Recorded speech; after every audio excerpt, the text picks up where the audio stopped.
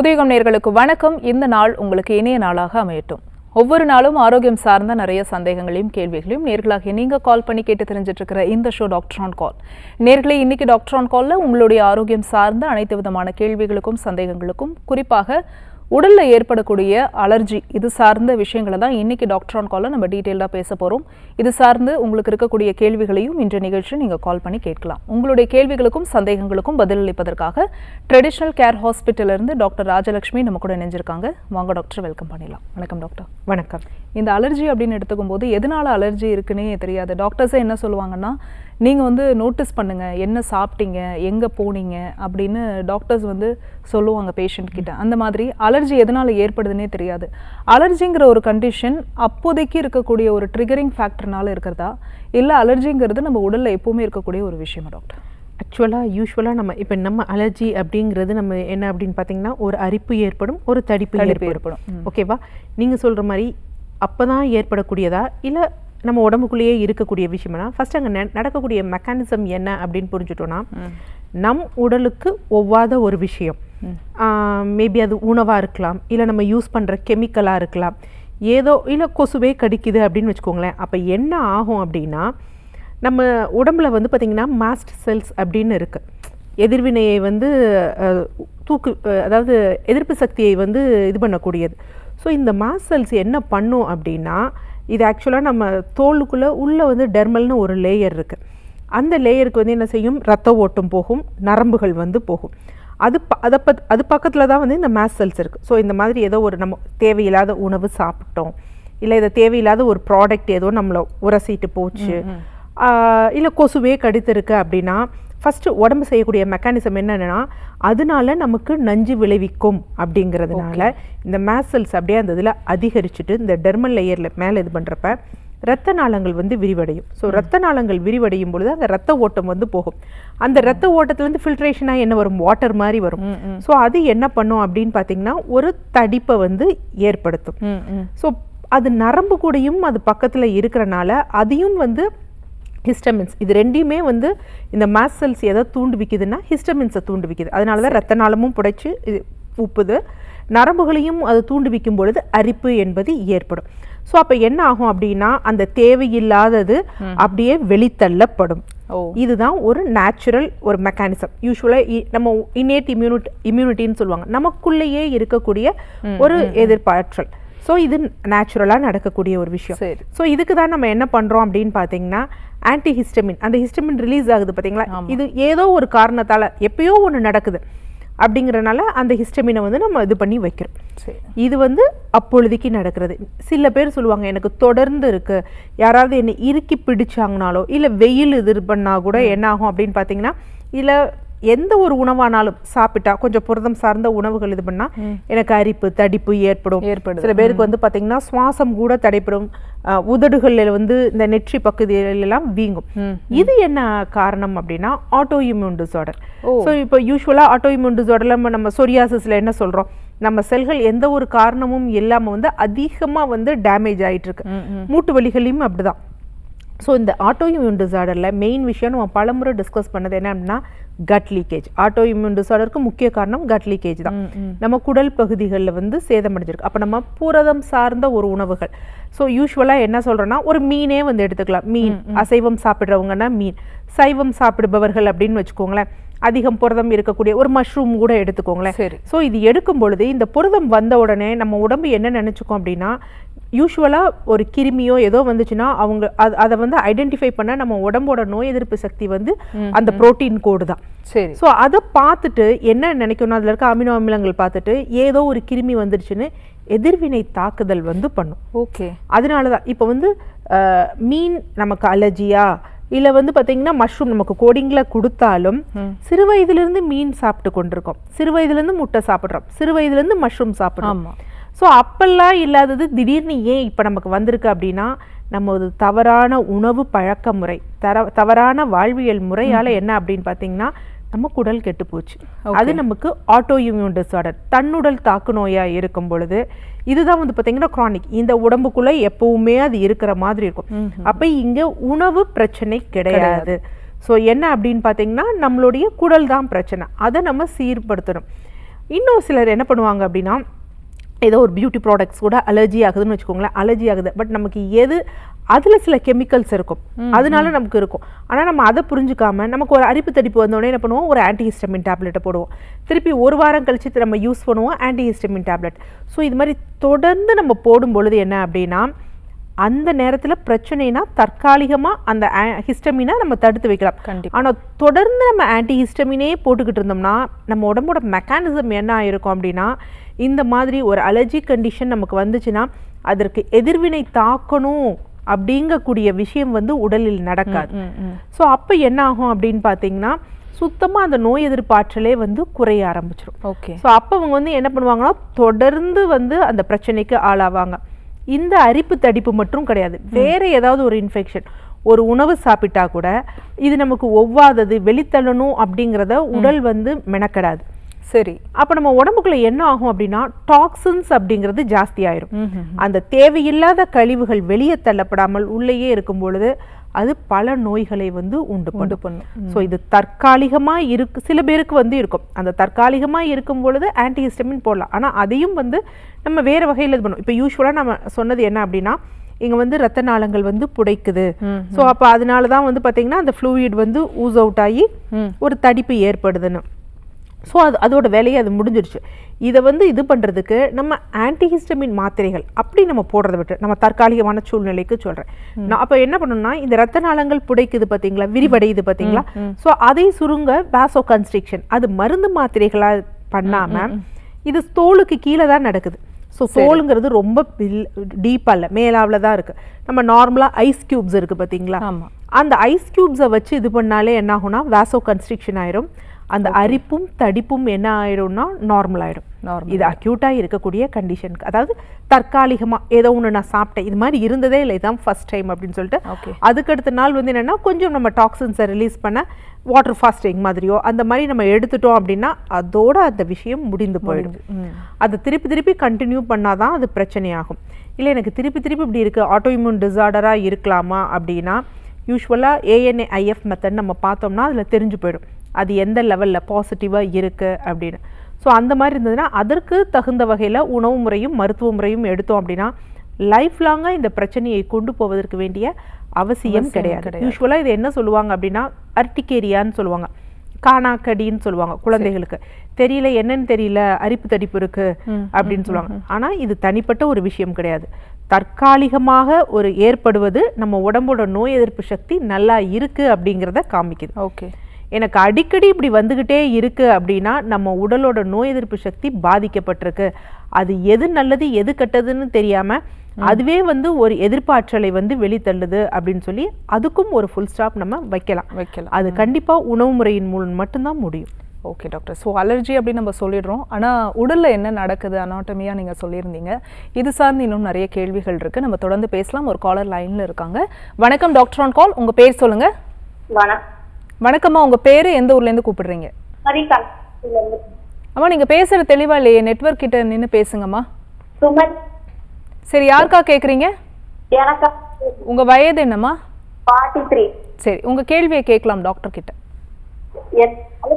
வணக்கம்மா. அம்மா உங்க கேள்வி தெளிவா இல்லை, இன்னொரு வாட்டி கேளுங்க. இல்லம்மா நீங்க பேசுறது விட்டு விட்டு கேக்குதுமா. Hello. Okay, thanks for calling. Next caller யாருன்னு பார்க்கலாம். வணக்கம் டாக்டர் ஆன் கால், உங்க பேர் சொல்லுங்க.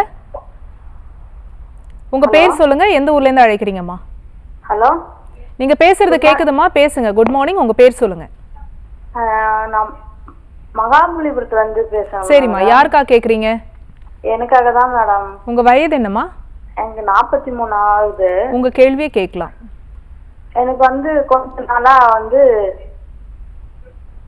சொல்லுங்க சொல்லுங்கம்மா, டிவி பார்க்காதீங்க, போன்ல பேசுங்கம்மா.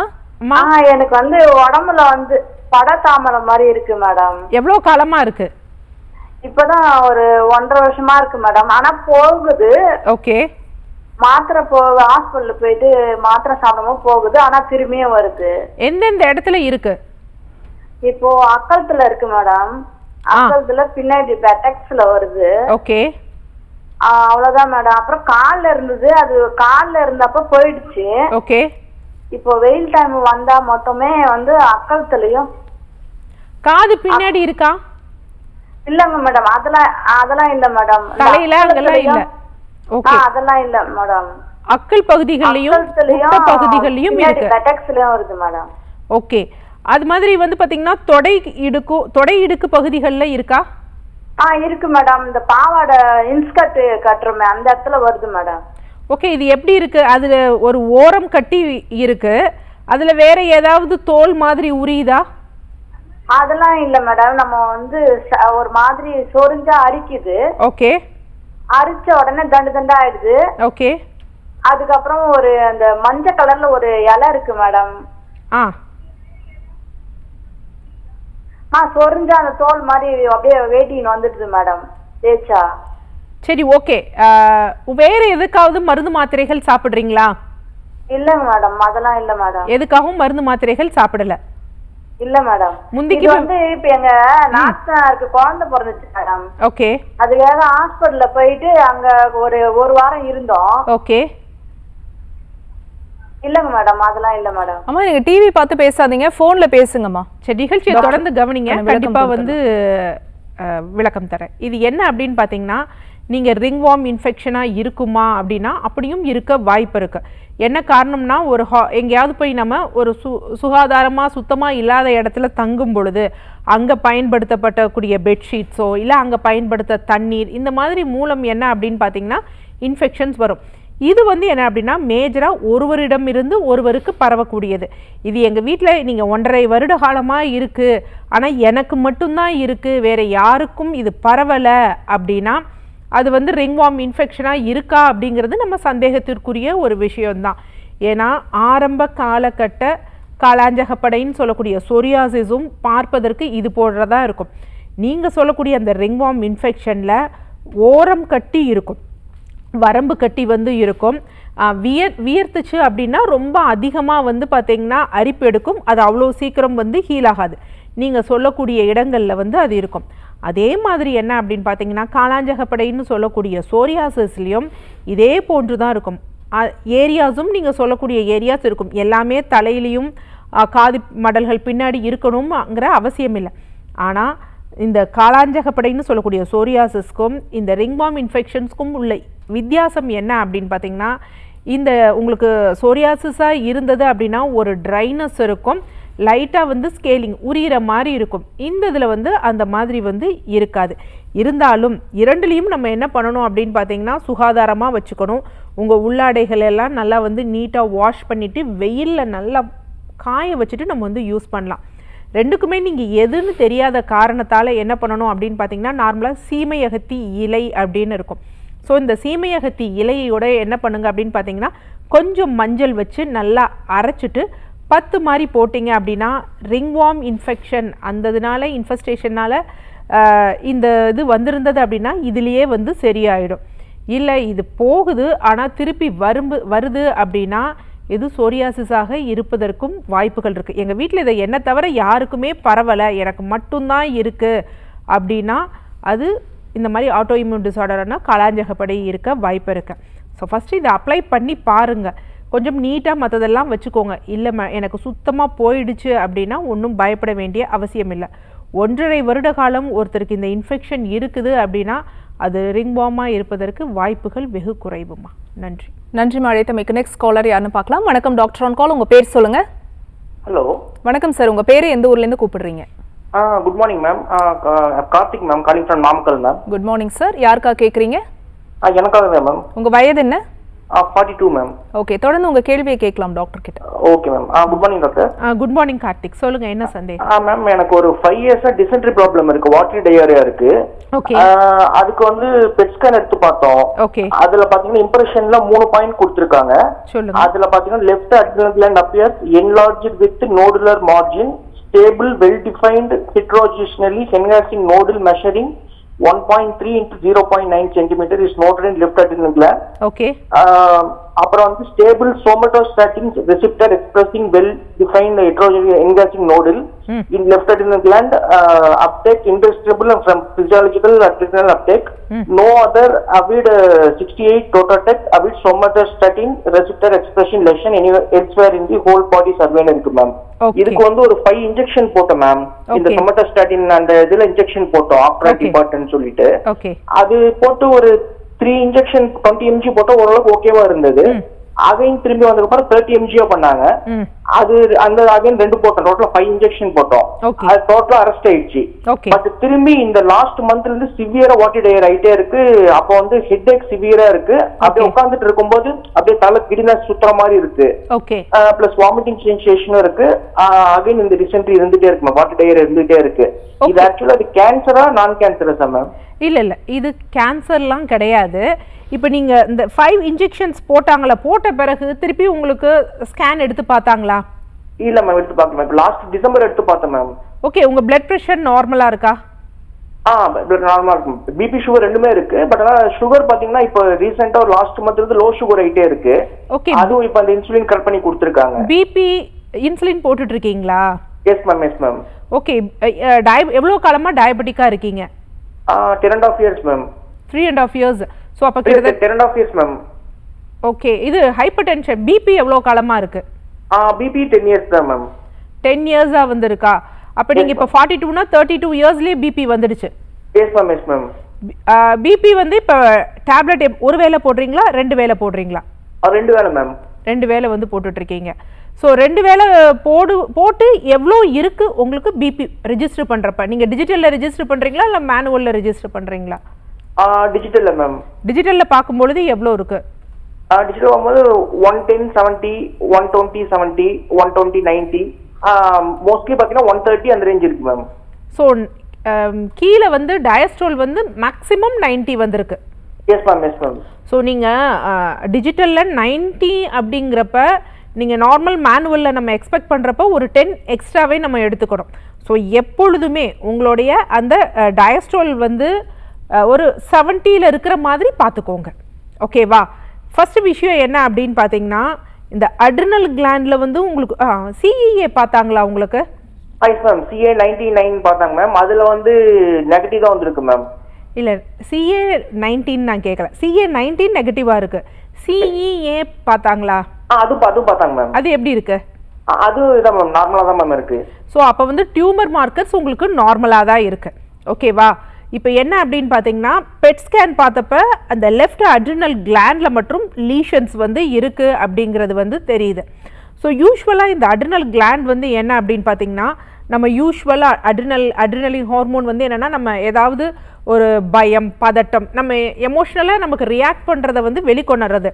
யூஸ்வலாக நம்ம என்ன பண்ணுவோம், பயம் பதட்டம் அந்த மாதிரி எல்லாம் வந்துச்சுன்னு வச்சுக்கோங்களேன், நமக்கு ஒரு மாதிரி டயரியா போகிற மாதிரி இருக்கும் பார்த்தீங்களா? ஸோ அதுதான் வந்து உங்களுக்கு வந்து நடக்குது. ஸோ இங்கே மெயின் விஷயம் என்ன அப்படின்னு பார்த்தீங்கன்னா, அந்த லெஃப்ட் அட்ரினல் கிளாண்ட் அதற்குரியது தான். இது மோஸ்ட் ப்ராப்ளி வந்து கேன்சர் அந்த மாதிரி இருக்காது. ஸோ அந்த சொமட்டோஸ்டாட்டின் அப்படிங்கிறது வந்து க்ரோத் ஹார்மோனோட ரிலேட் ஆனது. ஸோ அது அப்நார்மல் க்ரோத் இல்லாமல் கண்ட்ரோல் பண்ணி வைக்கணும் அப்படிங்கிறதுக்காக. உங்களுக்கு இந்த மாதிரி டயரியா ஃப்ரீக்வெண்ட்டாக போவதற்குரிய காரணம் இந்த லெஃப்ட் அட்ரினல் கிளாண்ட் தான். ஆனால் பயப்படாதீங்க, இது கண்டிப்பாக வந்து கேன்சர் கிடையவே கிடையாது. ஸோ இப்போ ரீசெண்டாக உங்களுக்கு எமோஷ்னலாக ஏதாவது ஒரு பாதிப்புகள் இல்லை ஏதாவது இருந்தது அப்படின்னதுனால அது திருப்பி ரீஅக்கர் வந்து ஆயிருக்கலாம். ஸோ நீங்கள் திருப்பி வந்து என்ன அப்படின்னு பார்த்தீங்கன்னா, ஒரு தடவை அதை பாருங்கள், எப்படி இருக்குது, அதோட சைஸஸ் எப்படி இருக்குது, லீஷன்ஸில் ஏதாவது டிஃப்ரென்ஸ் இருக்கா அப்படின்னு பாருங்கள். தேவைப்பட்டால் இன்னொரு சர்ஜன் ஒப்பீனியன் கூட வாங்கிக்கோங்க சார். நன்றி. காலர் லைனில் இருக்காங்க, யாருன்னு பார்க்கலாம். வணக்கம் டாக்டர் ஆன் கால், உங்கள் பேர் சொல்லுங்கள். வணக்கம் மேடம், பாலாஜி பேசுகிறேன் சென்னையிலேருந்து. ஓகே சார், யாருக்கா கேட்குறீங்க? எங்கள் அண்ணனுக்கோசரம் கேட்குறேன். அண்ணனுக்கு வயது என்ன? 38. சரி, தொடர்ந்து உங்கள் கேள்வியை கேட்கலாம் டாக்டர் கிட்ட. சரி. வணக்கம் மேடம். வணக்கம் சார், சொல்லுங்கள், என்ன சந்தேகம்? எங்க அண்ணனுக்கு வந்து காலில் வந்து அந்த பெரிய அந்த நமிச்சல் எடுத்து அந்த படம் மாதிரி வந்தது. ஓகே.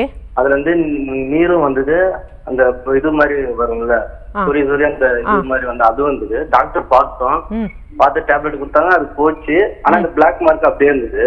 ஓகே. மறுபடியும் பார்த்தா மறுபடியும் வந்துச்சு. ஓகே, இது எவ்வளவு காலமா இருக்கு உங்க அண்ணனுக்கு? 1 year இருக்கு. வேற எதுக்காவது மருந்து மாத்திரைகள் சாப்பிடுறாரா? எதுக்குமே கிடையாது மேடம். வேற கால்ல நரம்பு சிலந்தி அந்த மாதிரி இருக்கா? கரெக்டா வந்து கால் அந்த நடக்கிற அந்த இது பாதத்துல இருந்து மேல. இல்லை, நான் என்ன கேட்குறேன், வெரிகோஸ் வெயின் இருக்கா அவருக்கு? இல்ல இல்ல அதெல்லாம் எதுவும் இல்ல. அதில் என்ன தொழில் பண்ணுறாரு? அவர் வந்து ப்ரெஸ்ல ஒர்க் பண்றாரு, டைம்ஸ் ஆஃப் இந்தியா. ஓகே, ரொம்ப நேரம் நிற்கிற மாதிரி வேலைகள் இருக்கா? அவனால் நிற்பாரு, உட்கார்ந்துட்டு இருப்பாரு. இப்போ இந்த தோல் பிரச்சனை இருக்குது 2 கால்கள்லையும் இருக்கா, ஒரு காலில் மட்டும் இருக்கா? ஒரு கால் மட்டும், ரைட் ஹேண்ட் சைடுல மட்டும். ரைட் ஹேண்ட் சைடு மட்டும்தான் இருக்கு. அதே மாதிரி பரவுறதோ பிரச்சனை கொடுக்கறதோ அந்த இடத்துல மட்டும்தான் இருக்கு. ஆமா, வேற எங்கேயும் இருக்கிறது இல்லை. வேற எங்கேயும் இல்லை. ஓகே, ஆக்சுவலாக என்ன அப்படின்னு பார்த்தீங்கன்னா, இது ஒரு வகையான கரப்பான் டெர்மடைட்டிஸ் தான். ஆனால் எதை தொடர்ந்து ஏற்பட்ட கரப்பான் டெர்மடைட்டிஸ் அப்படின்னு பார்த்தீங்கன்னா அலர்ஜிக் ரியாக்ஷனா அப்படிங்கிறதெல்லாம் கிடையாது. வெரிகோஸ் வெயினில் வந்து பார்த்தீங்கன்னா அந்த ஸ்டாக்னேஷனால் ஏற்படக்கூடிய டெர்மடைட்டிஸ் அப்படிங்கிறது. இப்போ மற்ற கரப்பான்னு வச்சுக்கோங்களேன், வேற எங்கேயாவது கூட வரலாம். இந்த ஒரு இடத்தில் மட்டும் வருது அப்படின்னா யூஸ்வலாக அவர் நின்று கொண்டு அதிகமாக வேலை செய்கிறதுனால, யார் ரொம்ப நேரம் நின்றுக்கிட்டே இருக்காங்க, நின்றுக்கிட்டு மட்டும் இல்லை, யாருக்கு ரொம்ப நேரம் உட்காந்துக்கிட்டே இருக்காங்க, இவங்களுக்கும் வெரிகோஸ் வெயின் வந்து வரும்.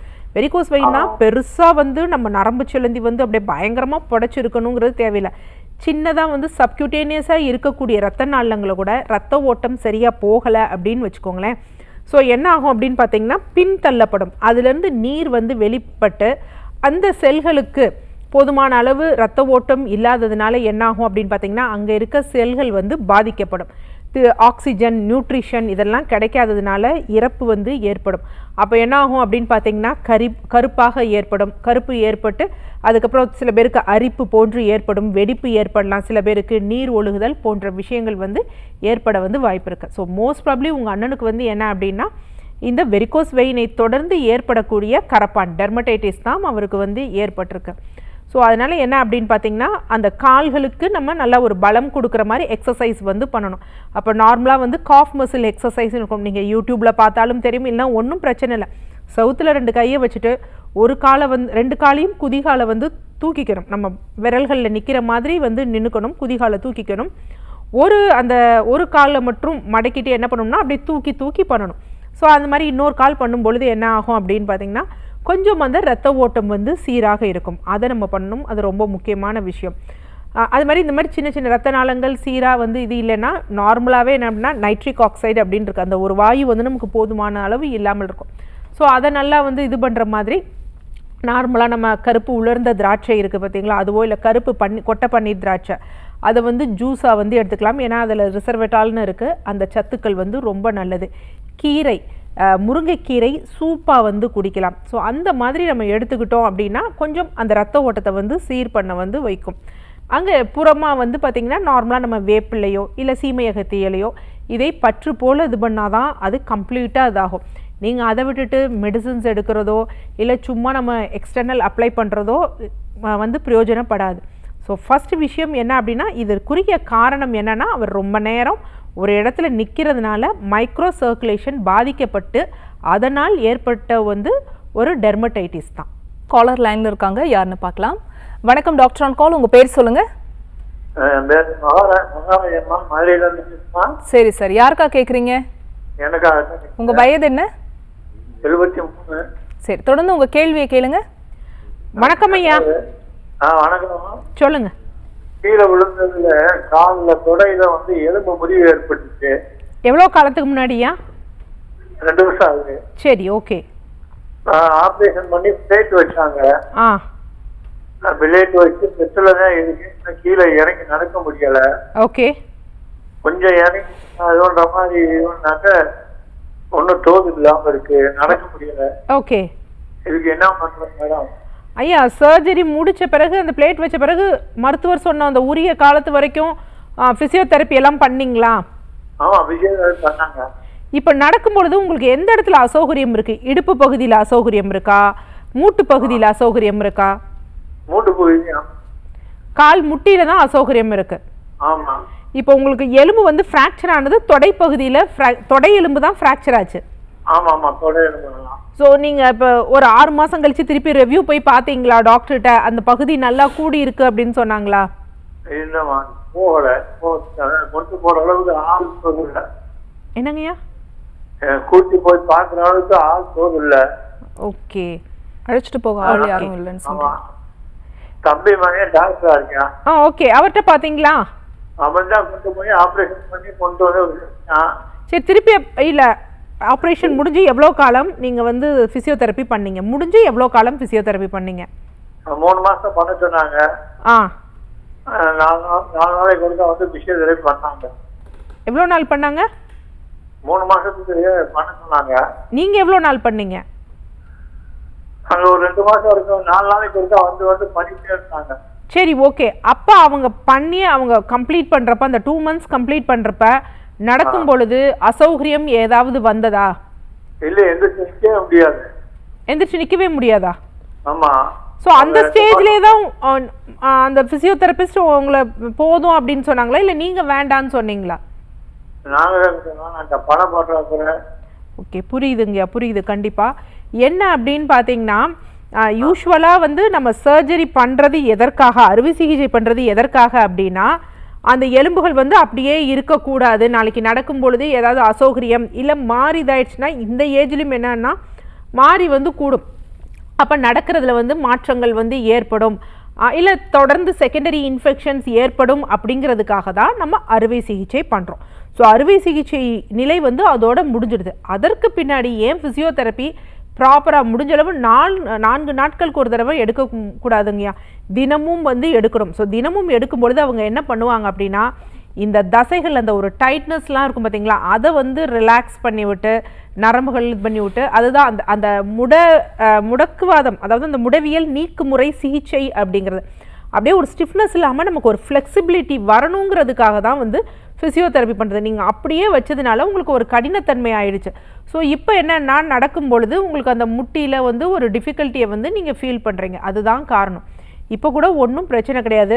ஃபிசியோதெரப்பி நார்மலாக வந்து பார்த்திங்கன்னா அருகாமையிலே உங்களோட ப்ரைமரி ஹெல்த் சென்டர் இல்லை அப்படின்னு பார்த்தீங்கன்னா ஜிஹெச் இருந்தது அப்படின்னா அங்கே ஃபிசியோதெரபிஸ்ட் இருக்காங்க, இலவசமாகவே பண்ணுவாங்க. ஸோ அவங்கக்கிட்ட கொஞ்சம் நீங்கள் பார்க்காம பக்கத்தில் யாரையாவது கூட்டிகிட்டு போய் பண்ண சொல்லுங்கள். ஏன்னா நம்ம கொஞ்சம் நடக்கணும்ல, அது ரொம்ப முக்கியமாச்சு. இல்லை நம்ம உட்காந்தே இருந்தோம் அப்படின்னா நமக்கு பாடி வெயிட் போடும், இன்சுலின் ரெசிஸ்டன்ஸ், அந்த மாதிரி நிறைய பிரச்சனைகள் வந்து தொடர்ந்து வருங்க. அதனால் நம்ம உட்காந்துருக்கக்கூடாது, கடைசி நேரம் வரை நம்ம நடந்துக்கிட்டே இருக்கணும். ஸோ பக்கத்தில் யாராவது நல்லுள்ளம் படைத்தவர்களை அழைச்சிட்டு போய் ப்ரைமரி ஹெல்த் சென்டர்லையோ இல்லை வந்து பார்த்தீங்க அப்படி. நீங்கள் எந்த ஊர் சொன்னார்? எந்த ஊர்லேருந்து கூப்பிடுறீங்க ஐயா? மதுரை மெடிக்கல் காலேஜ்லேயே இருக்கு ஃபிசியோதெரப்பிக்குரியது. இல்லை நிறையா வந்து பார்த்தீங்கன்னா ஃபிசியோதெரப்பி மருத்துவமனைகள் வந்து மெடிக்கல் காலேஜஸ் வந்து இருக்குது. ஸோ அங்கே போனாலும் வந்து என்ன அப்படின்னு பார்த்தீங்கன்னா உங்களுக்கு ஃப்ரீயாகவே நல்லாவே பண்ணுவாங்க. டெய்லி கொஞ்சம் கொடுத்தீங்க அப்படின்னா கொஞ்சம் அந்த ஃப்ளெக்சிபிலிட்டி வரும். நீங்கள் அந்த அறுவை சிகிச்சை பண்ணதுனால தான் இது அப்படின்னு நீங்கள் நினச்சிட்டு அதை நினச்சி பயப்பட வேண்டாம், அது கூடி இருக்கும், அந்த இடத்துல ஒரு பிரச்சனையும் கிடையாது. இது மட்டும் கொஞ்சம் ஃபிசியோதெரப்பி கொடுத்தீங்கன்னா சரியாக போயிடுங்க. நீங்கள் மதுரையில் இருக்கனால மதுரை மெடிக்கல் காலேஜ்க்கு போங்க, இல்லை நிறைய ஃபிசியோதெரப்பி மெடிக்கல் காலேஜஸ் வந்து மதுரையில் வந்து இருக்குது, மோஸ்ட் ப்ராப்ளி ஃப்ரீயாக தான் பண்ணுவாங்க. ஸோ அங்கே போய் நீங்கள் டெய்லி பண்ணீங்க அப்படின்னா ஒரு 1 monthலேயே உங்களுக்கு நல்ல இம்ப்ரூவ்மெண்ட் இருக்கும். நன்றியா. காலர் லைனில் இருக்காங்க, யாருன்னு பார்க்கலாம். வணக்கம் டாக்டர் ஆன் கால், உங்கள் பேர் சொல்லுங்கள். வணக்கம்மா. வணக்கம் சார், உங்கள் பேர்? பாபு. ஓகே, எந்த ஊர்லேருந்து? விருதுநகர். சரி, யாருக்காக கேட்குறீங்க சார்? என் பொண்ணுக்கு. என்ன வயதாகுது மகளுக்கு? 34. ஓகே, உங்கள் கேள்வியை கேட்கலாம் சார். வணக்கம் சார். ஆமா வணக்கம். சொல்லுங்க, என்ன சந்தேகம்? என்ன சார்?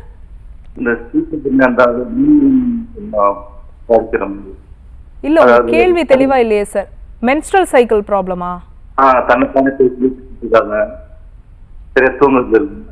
சரியா தூங்குறது இல்ல, வேற என்ன தொந்தரவு சொன்னீங்க? ஓகே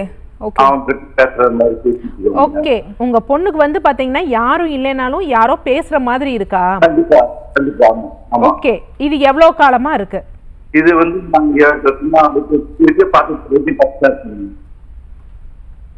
கேட்க மாட்டேங்க. ஓகே, கேட்க மாட்டேங்கிறாங்களா?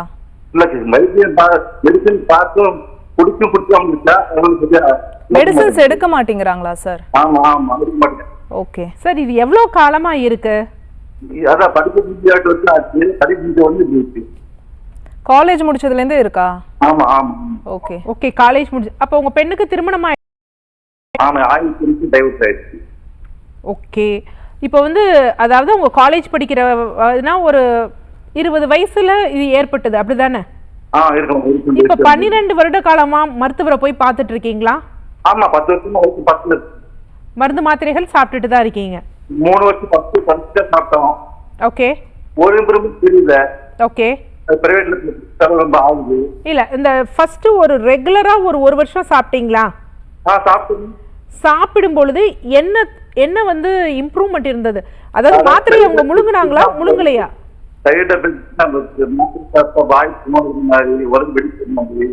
இல்ல, நிகழ்ச்சியை தொடர்ந்து கவனிங்க, கண்டிப்பா நான் வந்து விளக்கம் தரேன். ஐயா என்ன சொல்றாரு அப்படின்னு பாத்தீங்கன்னா, ஆக்சுவலா அவங்க பொண்ணுக்கு இருக்கிறது வந்து ஸ்கைசோஃப்ரீனியா. ஓகேவா? ஸோ இது மெயினாக இருக்கக்கூடிய காரணங்கள் என்ன அப்படின்னா, இப்போ நம்ம மூளையிலேருந்து ஒரு விஷயம் வந்து நமக்கு வந்து கடத்தப்படுது. அதுக்கு நிறைய கெமிக்கல்ஸ், நியூரோ டிரான்ஸ்மிட்டர்ஸ் இந்த மாதிரி இருக்குது. ஸோ அதில் குறைபாடுகள் ஏற்படுறது. இந்த குறைபாடுகள் ஏன் ஏற்படுது அப்படின்னா, மேபி சடனாக வந்து அவங்களுக்கு வந்து ஒரு ஷாக்கு ஏதாவது ஒன்று ஏற்பட்டிருக்கலாம். அப்போ வந்து அவங்க காலேஜ் படிக்கும்பொழுது ஏதாவது பாதிப்புகள், இழப்புகள், இல்லை வேற ஏதாவது ஈவன் ஒரு சிவியர் வந்து ஒரு எலக்ட்ரோலைட்ஸ், நீர்த்துவம் குறைஞ்சா கூட அந்த மாதிரி வரலாம். ஓகே. ஸோ அந்த மாதிரி இருக்கும் பொழுது என்ன ஆகும் அப்படின்னு பார்த்தீங்கன்னா, யூஸ்வலாக நம்ம கண்ணு முன்னாடி யாரும் இல்லை, நம்ம கூட யாரும் பேசலைன்னா கூட அவங்களுக்கு வந்து ஒரு விர்ச்சுவலாக வந்து அது தெரிய ஆரம்பிக்கும்.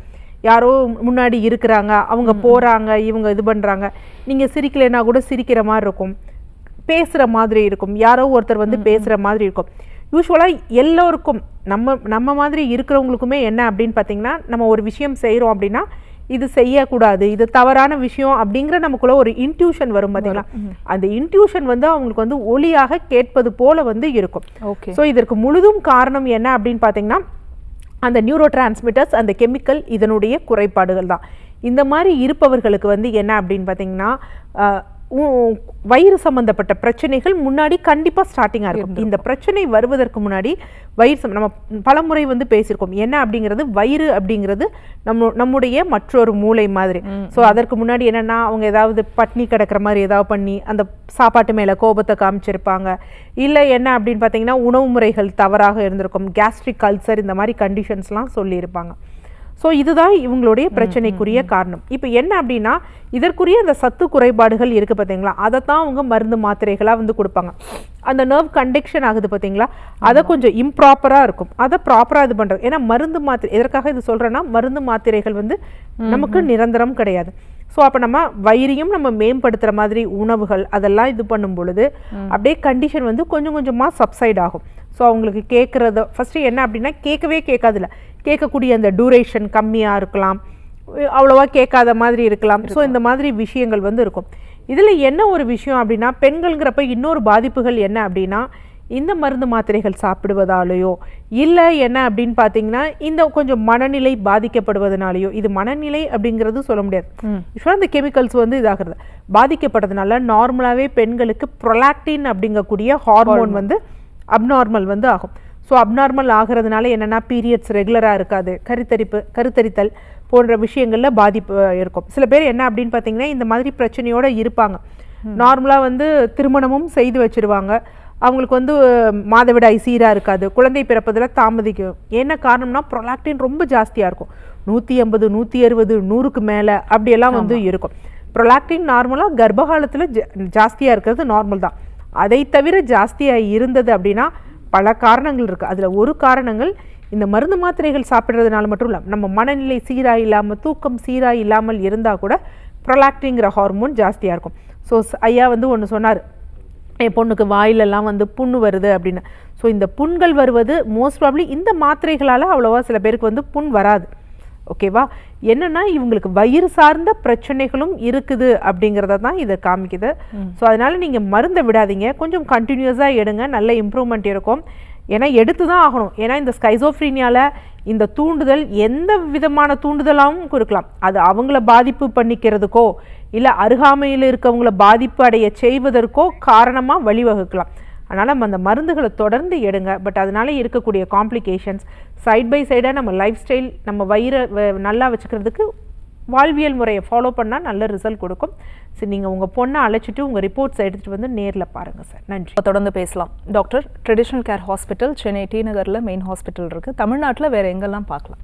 ஸோ நமது டி நகர் இல்லாமல் பிற மாவட்டங்கள்லேயும் வந்து ஹெல்த் சென்டர் இருக்குது. ஸோ திருச்சி, மதுரை, கோவை, புதுச்சேரி போன்ற இடங்கள்ல இருக்குது. பார்க்கணுன்னு நினைக்கிறவங்க வந்து முன்னாடியே அப்பாயின்மெண்ட்ஸ் வாங்கிட்டு நான் வரும்பொழுது வந்து நேரில் பார்க்கலாம். ஸோ நமது மருத்துவமனை அப்படிங்கிறது வந்து சித்த மருத்துவமனை. ஸோ முழுவதும் என்ன அப்படின்னு பார்த்தீங்கன்னா மூலிகை சார்ந்த மருந்துகளால் சிகிச்சை கொடுக்கக்கூடியது. ஸோ மருந்து ஒரு பக்கம் இருந்தாலும் என்னன்னா உணவும் அன்றும் வாழ்வியல் முறை, இது ரெண்டும் தான் வந்து ரொம்ப முக்கியமான விஷயம். இன்றைக்கி நிறைய பேருக்கு நம்மிடம் இருக்கக்கூடிய பாதிப்புகள் என்ன அப்படின்னு பார்த்தீங்கன்னா தன்னுடல் தாக்கு நோய்னு சொல்லக்கூடிய ஆட்டோ இம்யூன் டிசார்டர்ஸ், நான் கம்யூனிகபிள், ஒருவரிடமிருந்து ஒருவருக்கு பரவாத இந்த மாதிரி நோய்கள், அதாவது டயபெட்டிஸ், இந்த மாதிரி விஷயங்கள் தான்.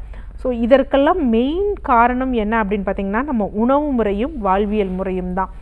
ஸோ அதை நம்ம பேரலாக நம்ம சீர்படுத்திட்டு பேரலாக மெடிசன் எடுத்துகிட்டு, ஏன்னா மருந்துகள் வந்து நிறைய காலம் எடுப்பதற்கு வந்து வாய்ப்புகள் வந்து அவ்வளோ நல்லது கிடையாது. அது கண்டிப்பாக வந்து எந்த முறையானாலும் ஒரு பக்க விளைவுகளை வந்து ஏற்படுத்தும். ஸோ ஒரு குறுகிய காலகட்டம் உரிய மருத்துவ முறைகளை வந்து நம்ம எடுத்துக்கிட்டு மருந்துகளை எடுத்துகிட்டு வாழ்வியல் முறைகளையும் அதே மாதிரி வந்து உணவு முறையும் சீராக்கணும் அப்படின்னா பெரிய பெரிய நோய்கள்லேருந்து ரிவர்ஸ் ஆகிறது கண்டிப்பாக வாய்ப்புகள் உள்ளது. ஓகே டாக்டர், நம்ம தொடர்ந்து பேசலாம். காலர் லைனில் இருக்காங்க. வணக்கம் டாக்டர் ஆன் கால். உங்கள் பேர் சொல்லுங்கள். ஹலோ வணக்கம்மா, உங்கள் பேர் எந்த ஊர்லேருந்து? கோயம்புத்தூர்லேருந்து பேசுகிறேங்க மேடம். சரிம்மா, யாருக்கா கேட்குறீங்க? என் பொண்ணுக்காக பேச. என்ன வயதாகுது? 17 வயசு ஆகுது. சரி, உங்கள் கேள்வியை கேட்கலாமா? வணக்கம் மேடம். வணக்கம்மா. பாப்பாக்கு இந்த மழைக்காலம் வந்தா வீசிக் மாதிரி வந்துருதுங்க மேடம். ஓகே, எவ்வளோ காலமா இந்த மாதிரி இருக்கு? அவளுக்கு இந்த 4-5 வருஷமா இருக்கு. ஓகே, நாங்க இங்க கோயம்புத்தூர்ல இந்த ஜிஹெச்ல தான் பார்த்தோம். அவங்க இது எக்ஸ்ரே எடுத்து எல்லாம் பார்க்க சொன்னாங்க. அது வந்து சிவியரா எல்லாம் ஒன்றும் இல்லை அப்படின்னு சொல்லி டேப்லெட் மட்டும் கொடுத்தாங்க. என்ன டேப்லெட் கொடுத்தாங்க? அது என்ன டேப்லெட்னு சரியா தெரியலையேங்க மேடம். சரி, ஓகே. அந்த மழைக்காலம் வந்தா மட்டும்தான் அந்த மாதிரி வந்து, வெயில் காலத்துல வர்றதில்ல. ஓகே. அப்புறம் ரொம்ப பயந்தானா அந்த மாதிரி அந்த எக்ஸாம் டைம்ல ரொம்ப பயந்தானா அவளே வீசிங் மாதிரி வந்து மயக்கம் போட்டு விழுந்துடுறா. ஓகே, அது எப்படி என்ன பண்றது? உங்க குடும்பத்துல, அதாவது உங்க சைடோ உங்களுக்கோ உங்க கணவருக்கோ உங்க கூட பிறந்தவங்களோ உங்க கணவர் கூட பிறந்தவங்களோ இல்ல உங்க பெற்றோரோ உங்க கணவருடைய பெற்றோரோ யாருக்காவது ஆஸ்துமா, முடக்குவாதம், சொரியாசிஸ் இந்த மாதிரி ஏதாவது இருந்திருக்கா? இல்ல, எங்க வீட்டுக்காருக்கு இருக்குன்னு சொல்லியிருக்காரு சின்ன வயசுல. என்ன இருந்திருக்கு? வீசிங் மாதிரி. அவருக்கும் இந்த தண்ணியில எல்லாம் ரொம்ப விளையாண்டாருன்னா அந்த மாதிரி ஆயிருக்குன்னு.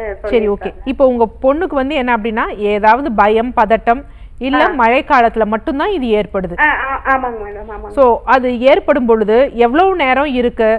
சவுண்ட் ஏதாவது கேக்குதா அவங்க சுவாசிக்கும் பொழுது?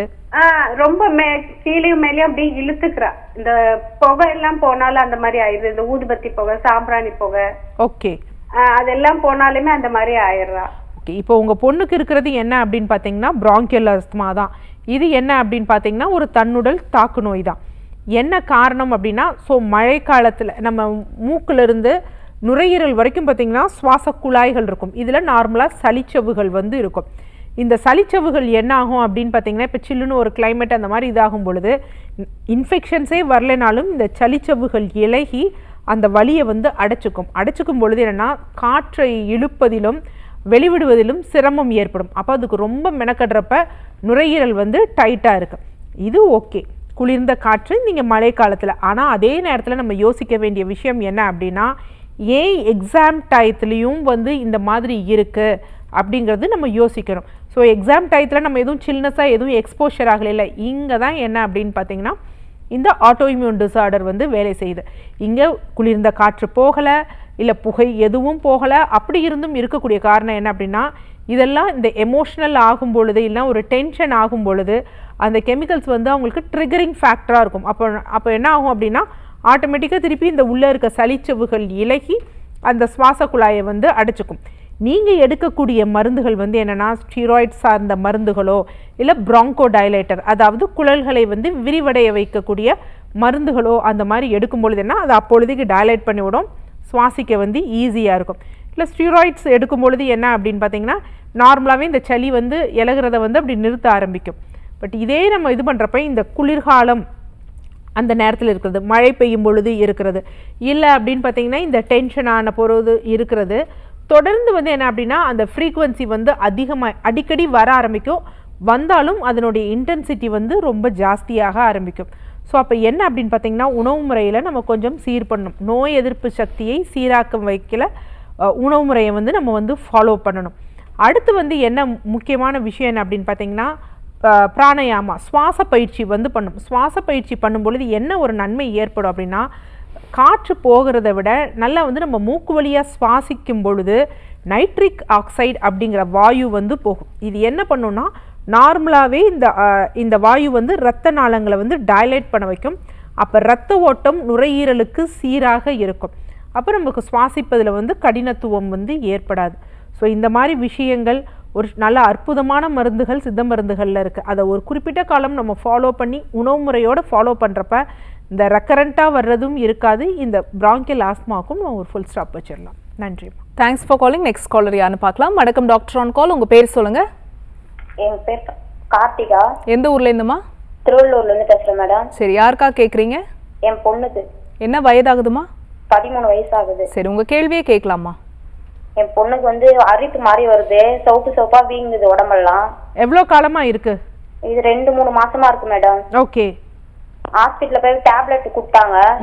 அது சாப்பிடும் போது கேக்குது, அது மாத்திரை விட்டா திருப்பியும் வருது. ஓகே. பாப்பா ஏஜ் அட்டெண்ட் பண்ணிட்டாங்களா? 1 வருஷம் ஆகுதுங்க மேடம். 1 வருஷமா? இந்த பிரச்சனை 2 வருஷமா இருக்கா? இந்த பிரச்சனை 3 மாசமா இருக்கு மேடம். 3 மாசமா தான் இருக்கு. பீரியட்ஸ் சொல்லுங்க. பீரியட்ஸ் டைம்ல வந்து அவருக்கு பிளட் அதிகமா போக ஆரம்பிச்சது. அதிகமானா எப்படி சொல்றீங்க? கட்டி கட்டியா போவோம். அந்த மாதிரி இருந்துச்சு. அது ஹாஸ்பிட்டல் போனா ஸ்கேன் பண்ணி அவங்களுக்கு கர்ப்பப்பையில வந்து திக்கா இருக்கு சேதை. ஓகே.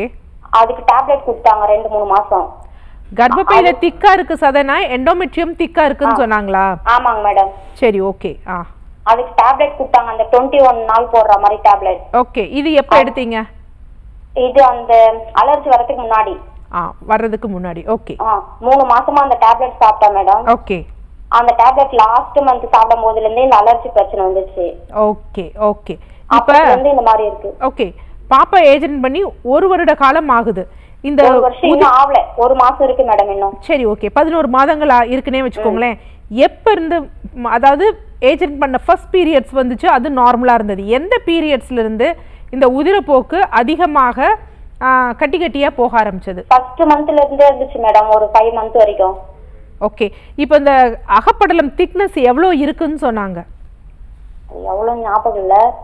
இப்ப அது சரியாயிடுச்சு மேடம். இப்போ 2 மாசமா கரெக்டா 5 டேஸ் ஆகுது, நார்மலா இருக்கு மேடம். இல்லம்மா, நீங்க திருப்பி ஸ்கேன் எடுத்து பாத்தீங்களா? இல்ல, இன்னும் எடுக்கல மேடம். சரி, நிகழ்ச்சியை தொடர்ந்து கவனிங்க, கண்டிப்பா நான் விளக்கம் தரேன். ஆக்சுவலாக வந்து என்ன அப்படின்னு பார்த்தீங்கன்னா, நம்ம முன்னாடி சொன்னது தான் இந்த அர்டிகேரியா ஹைவ்ஸ். அது வந்து அலர்ஜிக்கு இல்லாமல் சில மருந்துகளோட அலர்ஜினாலும் வரலாம். அதுதான் இந்த பாப்பாவுக்கு வந்திருக்கு. இப்போ நம்ம இங்கே புரிஞ்சுக்க வேண்டிய விஷயம் என்னென்னா, வெறும் 13 வயது குழந்தை தான். ஏஜ் அட்டன் பண்ணி வெறும் 11 மாதங்கள் தான் ஆகுது. ஸோ இவங்க இந்த தாயார் என்ன சொல்கிறாங்கன்னா, ஃபர்ஸ்ட் பீரியட்ஸ்லேருந்தே அதாவது கட்டி கட்டியாக போகுது அப்படின்னு சொல்கிறாங்க. பட் இவங்க ஒரு 3 மந்த்ஸ் இப்போ இந்த 3 மந்த்ஸாக இந்த ப்ராப்ளம் இருக்குங்கிறாங்க. அதுக்கு 3 மந்த்ஸ்க்கு முன்னாடி ஸோ கிட்டத்தட்ட வந்து பார்த்தீங்கன்னா 6 மந்த்ஸ். ஸோ அப்போ வந்து அவங்க ஏஜ் அட்டன் பண்ணதுலேருந்து ஒரு 5th மந்த்லேருந்தே அவங்க வந்து இந்த மெடிசின்ஸ் எடுக்க ஆரம்பிச்சிருக்காங்க. இப்போ இவங்களுக்கு என்ன பிரச்சனை இருக்குன்னு சொல்கிறாங்கன்னா, கருப்பை அகப்படலம் அதிகமாக திக்னஸ் இருக்குது. ஸோ நார்மலாக மேக்ஸிமம் எவ்வளோ இருக்கலாம்னா 9 மில்லிமீட்டர் இருக்கலாம். அதற்கப்புறம் அது என்ன செய்யணும், குறைந்து போயிடணும். ஸோ குறைஞ்சு போகாமையே அப்படியே திக்காக இருக்குது அப்படின்னு வச்சுக்கோங்களேன். அப்போ என்ன குறைபாடு அப்படின்னு பார்த்தீங்கன்னா, ப்ரொஜெஸ்ட்ரான் ஹார்மோன், எஸ்ட்ரோஜன் ஹார்மோன் இது வந்து சீராக வந்து இல்லை அப்படிங்கிறத தான் காமிக்குது. ஏன் உதிரப்போக்கு அதிகமாக இருக்குது அப்படின்னா, இதை வெளித்தள்ளுவதற்கு அந்த ரத்த ஓட்டம் அதிகமாக இது பண்ணி ரொம்ப நேரம் ஸ்டாக்னேஷன் ஆகிறனால அவங்களுக்கு உதிரப்போக்கு கட்டியாகணும். அதனால் ஆனால் இதெல்லாம் ஏற்படுவதற்குரிய வயதா அப்படின்னா கண்டிப்பாக கிடையவே கிடையாது. இப்போ இதே இது வந்து வயதானவர்கள், திருமணமானவர்கள் அப்படின்னா யூஸ்வலாக டிஎன்சிங்கிற ஒரு ப்ரொசீஜர் இருக்குது. அதை பண்ணி அதை வந்து ரிமூவ் பண்ணிடுவாங்க. இப்போ என்ன பண்ணியிருக்காங்கன்னா, இந்த குழந்தைக்கு அந்த ஹார்மோன் அது பண்ண மருந்துகள் கொடுத்துருக்காங்க. அந்த மருந்துகளின் மூலம் இவங்களுக்கு வந்து இந்த அலர்ஜி கண்டிஷன்ஸ் வந்து உருவாயிருக்கு. அது ஒரு விஷயம். அடுத்து இப்போ இந்த எண்டோமெட்ரியம் திக்னஸ் நார்மல் ஆயிடுச்சா அப்படின்னா அது இன்னும் பார்க்கவே இல்லை. ஆனால் இவங்களோட ஒப்பீனியன் என்ன அப்படின்னா, ப்ளீடிங் வந்து கட்டியாக வரல. அது அந்த ஹார்மோன் மாத்திரை எடுத்ததுக்குரிய ட்ரேஸ் தான். எதற்காக இது சொல்கிறோம் அப்படின்னா, இது ஒரு உதாரணம். இந்த காலத்தில் வந்து பார்த்திங்கன்னா இந்த வயதுக்காரவங்களுக்கு தான் இந்த பிரச்சனை அப்படிங்கிறது வந்து கிடையாது. அம்மா உங்கள் குழந்தையை அழைச்சிட்டு வந்து நேரில் பாருங்கம்மா. நன்றி. தேங்க்ஸ் ஃபார் காலிங்மா. ஸோ டாக்டர், இன்னைக்கு டாக்டர் ஆன் கால்ல நேர்கள் கேட்ட ஆரோக்கியம் சார்ந்த கேள்விகளுக்கு பொறுமையாக பதில் சொன்னீங்க. மிக்க நன்றி. நன்றி. நேர்களே, இதே மாதிரி இன்னொரு ஹெல்தியான எபிசோடில் நாங்கள் வந்து உங்களை சந்திக்கிறோம். அது வரைக்கும் நன்றி, வணக்கம்.